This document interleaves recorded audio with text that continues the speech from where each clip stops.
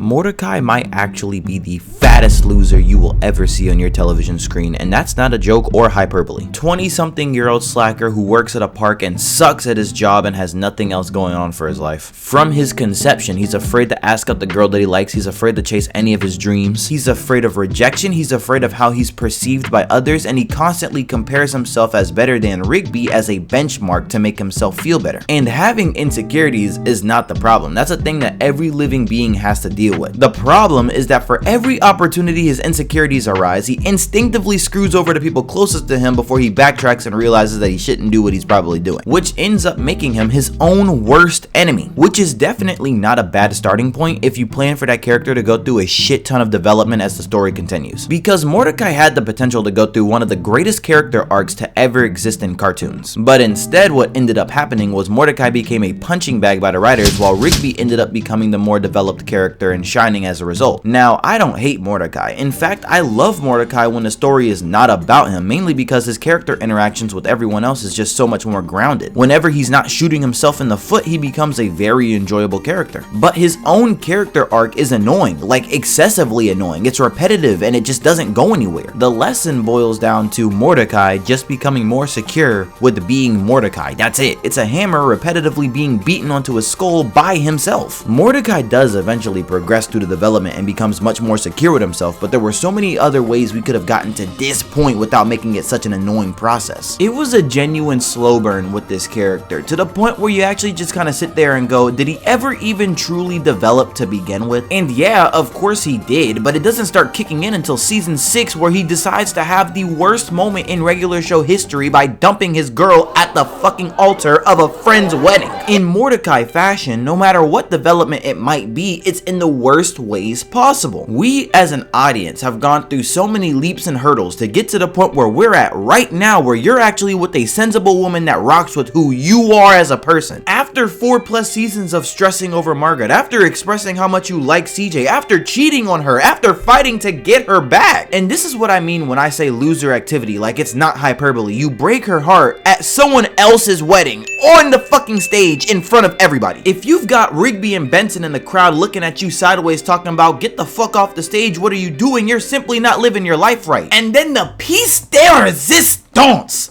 the cherry on top, is that this bastard has the audacity to go on a date with Margaret and still decide, you're not right for me either. What was the point? What was the point of 7 seasons of all of this bullshit, all of this growth, all of everything that was going on for this character, and all of the pain, all of the drama, if he was just gonna decide, you know what?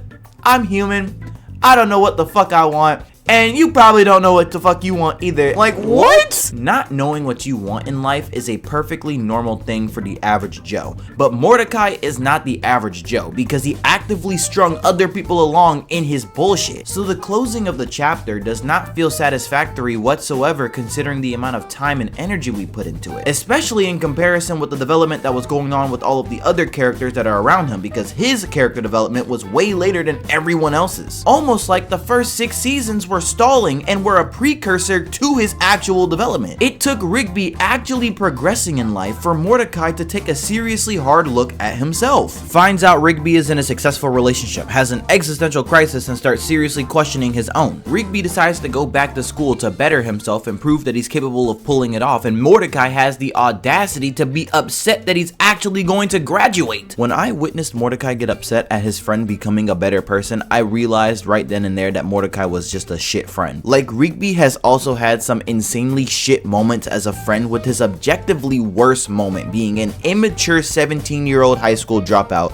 who arguably has diagnosable autism that made an incredibly stupid, emotionally insecure, rash decision, versus a post-7 seasons mid-20s adult Mordecai who has always been more intellectual and more mature than this Rigby, who is getting upset and having animosity over the fact that he can can no longer hold those traits over his friend. Both, in my eyes, are completely unforgivable actions, but one has way more malicious intent than the other. Rigby's actions are born of selfish ignorance and a fear of abandonment that is backed up with evidence throughout the movie, while Mordecai's actions express the true colors of a core piece of their relationship from a much more developed version of him, where a part of Mordecai kept Rigby around because it made him feel better about himself. And while Mordecai was also upset at the fact that he wasn't progressing in life at the same rate, he was still comfortable with the idea of Rigby being beneath him, and the only reason he got upset was because Rigby no longer was beneath him. Now, from a third-person perspective, was Rigby an idiotic screw-up that could get nothing right? Absolutely. But Mordecai should be helping his friend become a better person, not boosting his ego off of it. This moment showed in spades that Mordecai's development as a character didn't progressively get better like a normal character, but rather got progressively worse before it hit rock bottom and then got better. It was a realization for Mordecai that he's been spiraling downhill for quite some time, while Rigby has been consistently getting better. Better as a friend, better as a worker, better as a person, better as a boyfriend. And what makes Mordecai's character arc so especially aggravating is that for it to properly be pulled off, there needs to be something worthwhile in the end to justify the excruciating journey the audience had to go through. And since he doesn't make much of a turnaround until season 7, and season 8 is when the show ends, they didn't really have much time to pull it off. He ends up with random bat lady in a montage that no one knows anything about, and we just call it a day. I'd be damned. You had us watch this man make a fool out of himself for 7 straight seasons, and we don't even know the name of his wife? It's genuinely not worthwhile and truly excruciating on rewatches when you know exactly where everything is headed. The narrative was dedicated on making this dude shit the bed at every single turn, and it was like the writers got off on it, and when the time came to give him a happy ending, they just said fuck it. Mordecai, ladies and gentlemen,